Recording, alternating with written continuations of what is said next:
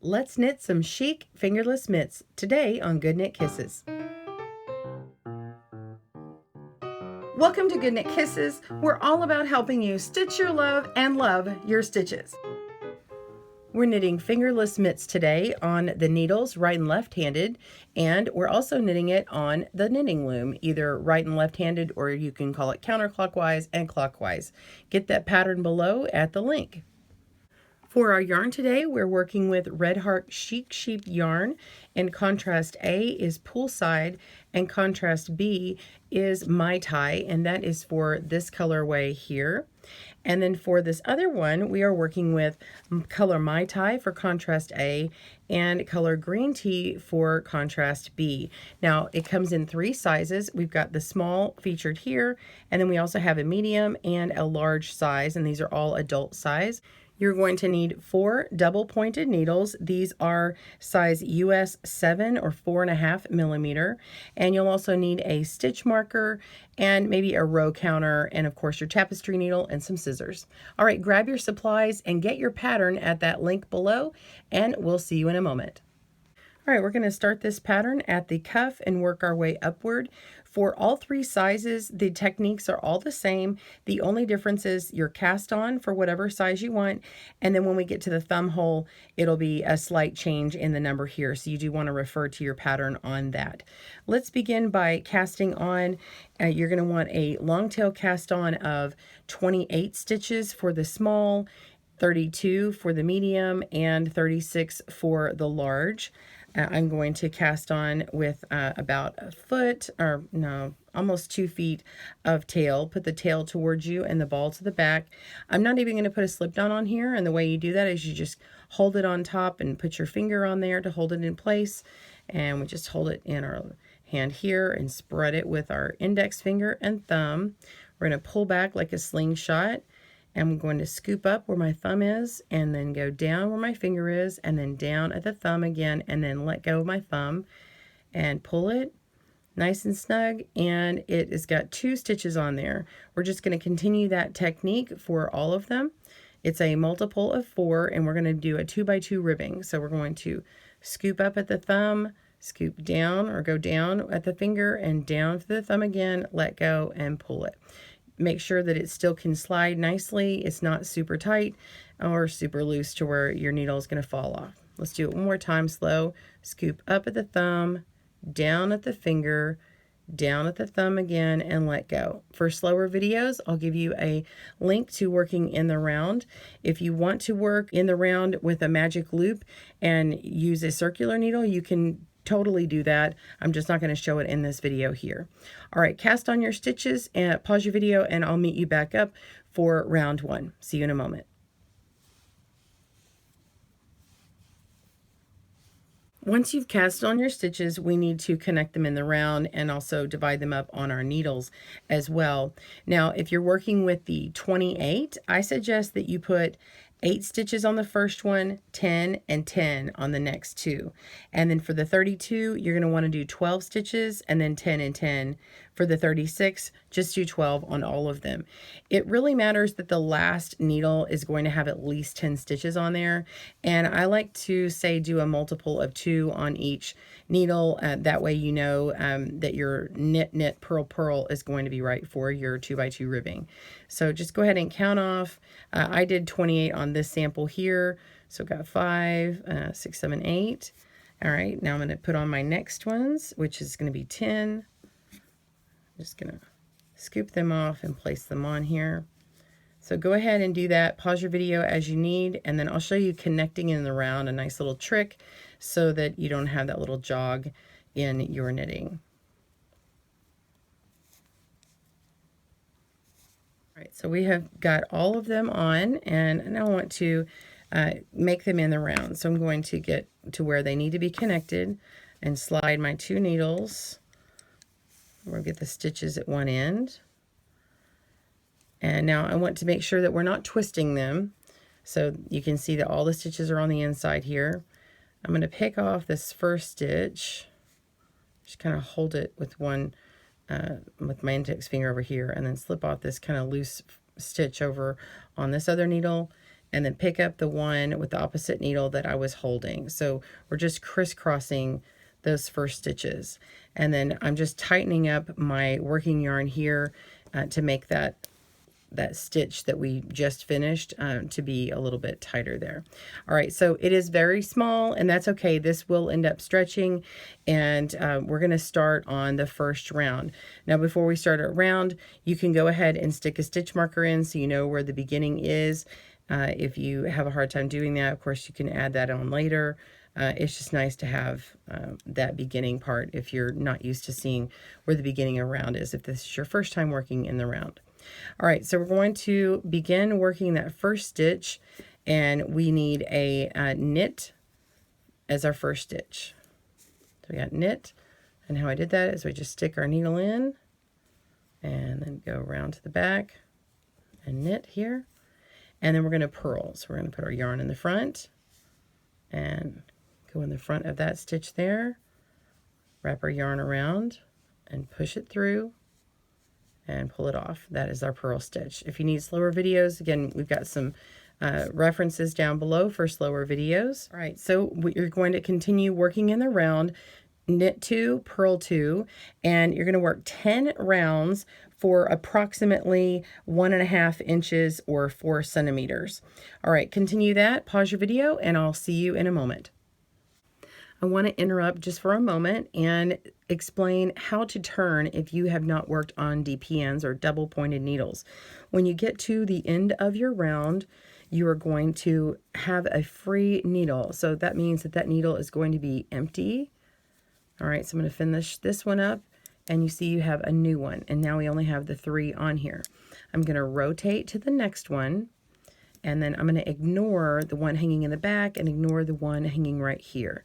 If you need to move this up or down, that's fine. Just make sure that you don't let your stitches fall off. I'm going to take my free needle and move it into my hand, and I'm going to work the stitches toward and then start working my next stitch. Now sometimes this first one can kind of get in the way, and that's okay. You'll learn your rhythm of how it works best for you. So I'm just going to continue working on my stitches. Also, if you need to unknit your stitches, if you've got them placed in the wrong direction or whatever, you can always go back by sticking in your needle into that previous stitch and then slide it off and then let go. And now it's back on the needle and you can work it in the intended direction. All right, continue and we'll meet you in a moment. All right, so we have been working our cuff in contrast A. I failed to mention that, but we are in contrast A, pull side on this one. And we're going to be working our first part of our zigzag pattern is really what I'm calling it. And we're still going to continue with contrast A first. So we're going to purl this entire row in the same color we've been working. So you're no longer going to be doing the rib part, and the cuff on both sides will be in a 2x2 ribbing. However, they will be in different colors, as you can see on our sample. So continue purling all the way around and meet me back up for round 2. See you in a moment. Round 2 of the zigzag pattern starts working with our next yarn. So we have contrast B coming in my tie. And we will work rounds 2 and 3 in this next color. And the second round that we do of the second color is going to be a setup to get this one back in here. So I'll show you what I mean. So we've just done a round of purls, and I'm telling you this way so that you can kind of remember later why or where to start your new color in what round. So we're going to add on our first color here, or our first color change. And so we're going to add in our yarn on the back and just pull it through, leave a nice little tail, and we're just going to knit that stitch. That's all you do. The next one, the next stitch, we will go and knit 1 below. So we're going to come down below this stitch here, go underneath it into this open stitch, and just knit it. So that is just going to fall off on the back. It slips that yarn back there. Now we're going to knit the next stitch, and it's just repeated around the row. So we're going to go down 1 below, so knit 1 below, work that stitch, and move on to the next. So knit 1, knit 1 below, continue around. I'll meet you back up for the third round. See you soon. Let's say you make a mistake in the knit one below, and I want to show you how to back up. So say you notice that your sequence is off and you've got some of these extra stitches in the back where they shouldn't be, and it's not going to work out evenly. You're just going to want to stick your needle in and unwork that stitch, unknit that stitch, and go backward until you find where you messed up. Now you're going to find that you have to stick your needle in both of the contrasting color, both loops here, and then pull it off. Well, then what do you do? So if you've never seen this before, we have this really elongated stitch and then this other one that looks normal. If you want to get it purled back into place, because that's what it was the row before, we're just going to put our opposing needle over here, put it through, upwards and through, kind of like you're going to purl again. And then you just take this yarn and push it through that loop, pull it off, and then I just slip it back on, and I kind of put my needle in through the middle there, and now it's set in the correct place. So I'm just going to continue backing up and see where I need to be. And I can see that I've got one single stitch here, and I've got the two double back here. So I know that I need to get back into pattern by knitting one and knitting one below and continue along. All right, so that's how you fix it.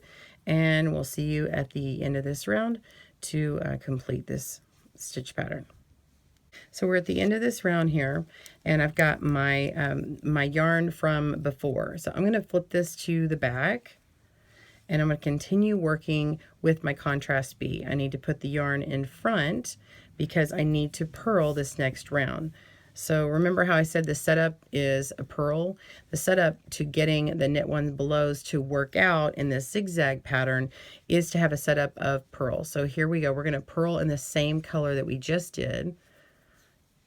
All right, so we're going to purl that first one, and this one is where you want to stop for a moment. Go ahead and pull up your slack here in the back from that very beginning, and then once you get that going, you can stop after a few stitches, and your tension should be just fine, and that's stitches locked in. So go ahead and do that round, pause your video, and I will meet you back up for round 4 of the zigzag stitch.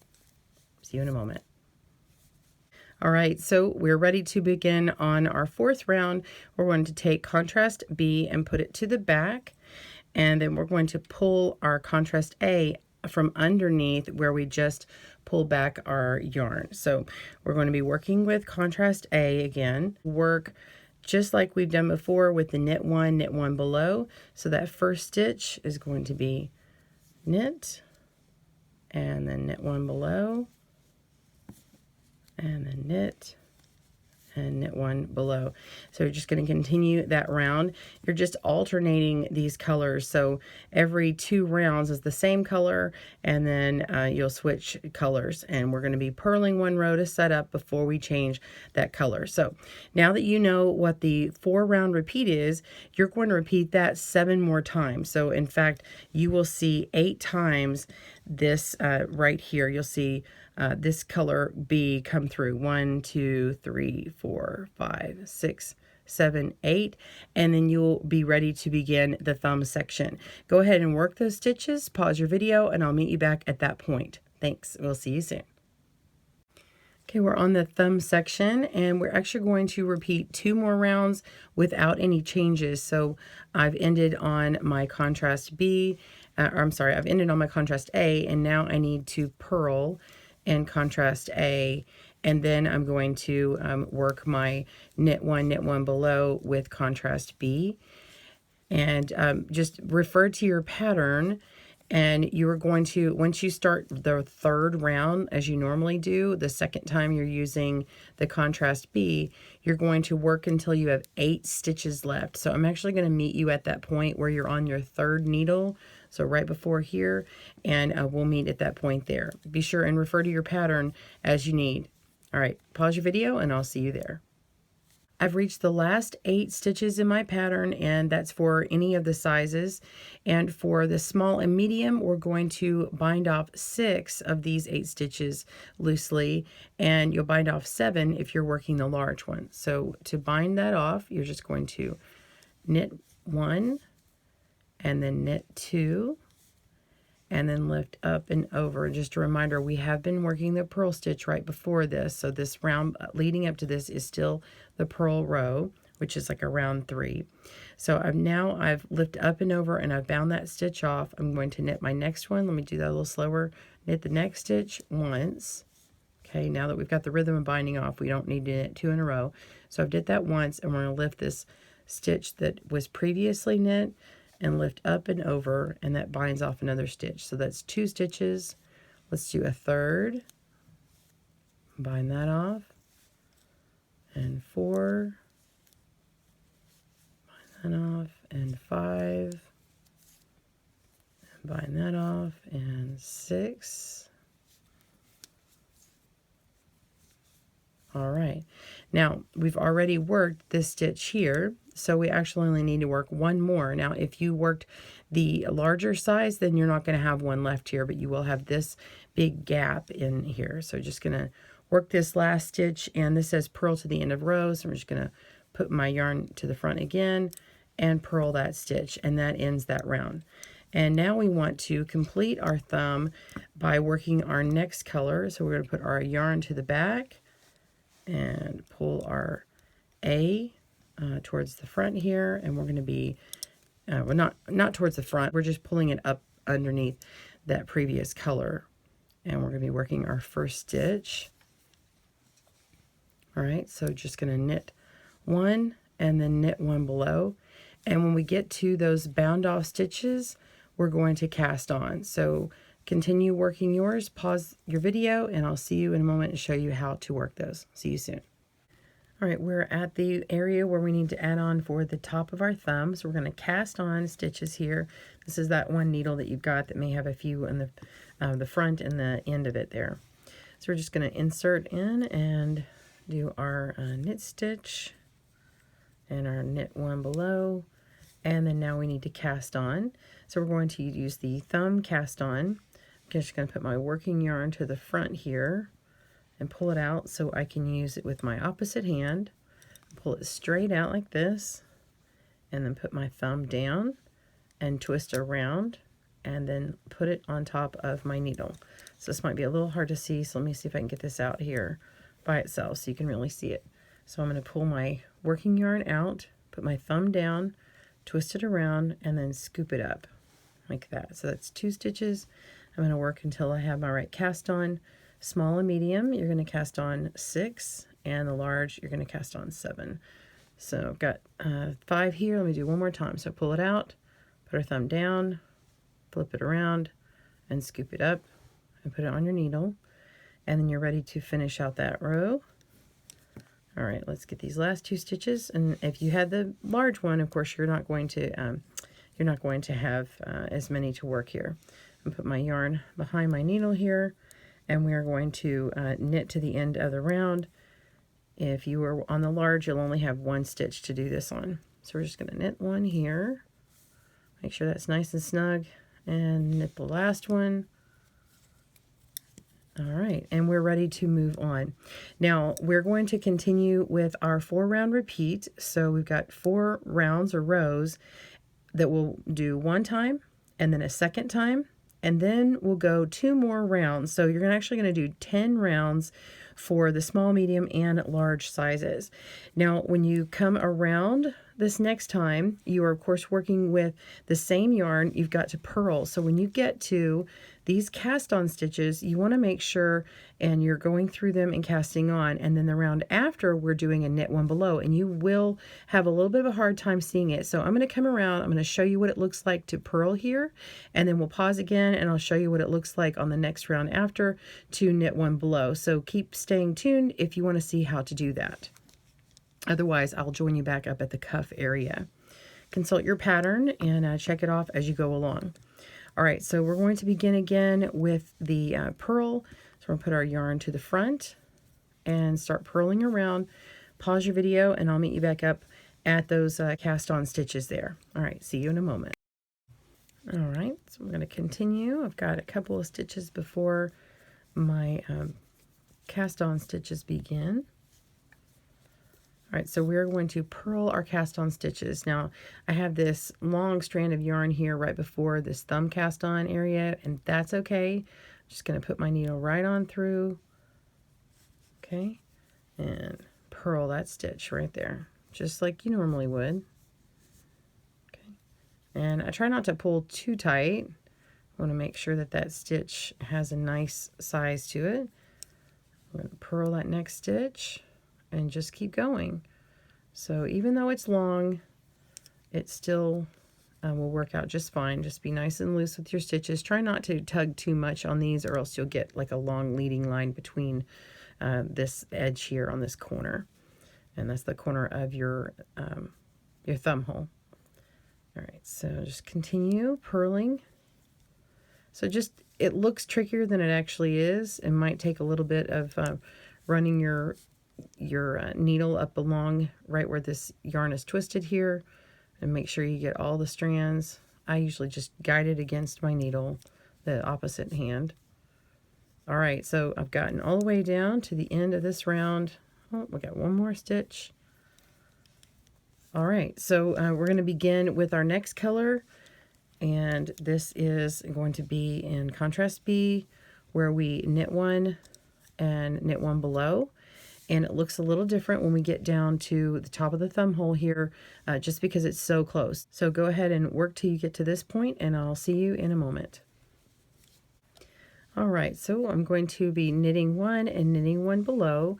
Now these first two stitches on my needle are really easy to see because they have got some knitting down below them, but right here is the difficult area. So we're still going to knit one as usual, and that's easy to see, but the knit one below is a little bit harder. So we're just going to look at the one that's our loop on our needle, and then go down to where it looks like the purl bump here, and just put your needle right in there, feel that purl bump, and go through till you see your needle come out the other side, and then yarn over and pull through that stitch, and it picks up both strands, and you can look at that and check it out. And then pop it right off the needle, and you're ready to go on to the next one. So you're just going to knit one and then knit one below. Same thing, we're going to go through this little purl bump here. Make sure you're all the way through to the other side. And I have split my yarn. It doesn't usually do that, but there we go. All right, so yarn over, and we're just going to pull that right on through. Okay, and then we've got two more. Knit one below. All right, and then two left in this round. And your last stitch should be knit one below. Okay, and you can see how there's a little bit of slack here. We're just going to pull on that yarn, the working yarn, and it cinches that up nicely. All right, so you have now completed round 2 on the mitt top area. You want to finish rounds 3 and 4, and then that will complete one set of your zigzag pattern. You're going to want to complete a second set. So you're right here, you need to make the purl round on the same color, and then you're going to do another set, and then you'll do rounds 1 and 2, and you'll be ending just like this here after doing one of those knit one below rounds. And we'll meet back up for the cuff. All right, pause your video and I'll see you in a moment. So we're going to continue on with the ribbing section. You're going to continue in your color B and just keep working along. You're going to knit 2 and then purl 2.